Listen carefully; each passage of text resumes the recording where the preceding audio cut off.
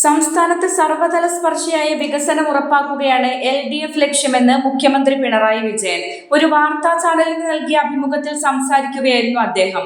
രാഷ്ട്രീയ നിലപാടുകൾ മുതൽ പാർട്ടിയിലെ ആഭ്യന്തര വിഷയങ്ങൾ വരെ മുഖ്യമന്ത്രി അഭിമുഖത്തിൽ തുറന്നു പറഞ്ഞു. ഞങ്ങളൊരു വർഗീയതയെയും ചാരി നിൽക്കുന്നില്ലെന്നും ഒന്നിനെയും സംരക്ഷിക്കില്ലെന്നും മുഖ്യമന്ത്രി വ്യക്തമാക്കി. ജമാഅത്തെ ഇസ്ലാമി വർഗീയ സ്വഭാവമുള്ള സംഘടന തന്നെയാണ്. വെള്ളാപ്പള്ളി നടേശന്റെ പരാമർശങ്ങൾ മുസ്ലിം സമുദായത്തിനെതിരെയല്ല, മറിച്ച് മുസ്ലിം ലീഗിനെതിരെ ുള്ളതാണെന്ന് അദ്ദേഹം തന്നെ വിശദീകരിച്ചിട്ടുണ്ട്.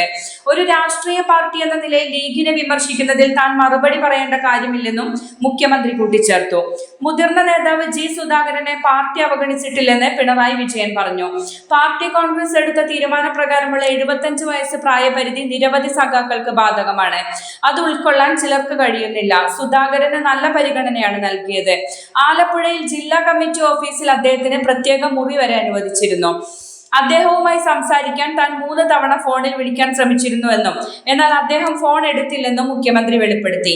CM നാസർ വഴി ബന്ധപ്പെടാൻ ശ്രമിച്ചിട്ടും അദ്ദേഹം സംസാരിക്കാൻ തയ്യാറായില്ല. സ്ഥാനാർത്ഥി പട്ടികയിൽ സ്ത്രീ പ്രാതിനിധ്യം വർദ്ധിപ്പിക്കണമെന്നതാണ് പാർട്ടിയുടെ നയം. PK ശ്യാമളയെ സ്ഥാനാർത്ഥിയാക്കിയത് MV ഗോവിന്ദന്റെ ഭാര്യ എന്ന നിലയിലല്ല, മറിച്ച് ഒരു വനിതാ നേതാവ് എന്ന നിലയിലുള്ള അവരുടെ യോഗ്യത കണക്കിലെടുത്താണ്. ഒരാളുടെ ഭാര്യ ആയതുകൊണ്ട് അവരുടെ അവകാശം നിഷേധിക്കാൻ പാടില്ല. മുഹമ്മദ് റിയാസിനും പ്രവർത്തനത്തിനനുസരിച്ചുള്ള ഉത്തരവാദിത്തങ്ങളാണ് നൽകിയിട്ടുള്ളത്.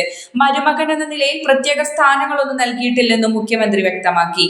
മകൾ വീണ വിജയനെതിരെയുള്ള ആരോപണങ്ങൾ തന്നെ ലക്ഷ്യം വെച്ചുള്ളതാണെന്ന് മുഖ്യമന്ത്രി പറഞ്ഞു. വിശദീകരണം നൽകാൻ തക്കവണ്ണം ഒന്നുമുള്ള ആരോപണങ്ങളല്ല അവയെന്നും അദ്ദേഹം പ്രതികരിച്ചു.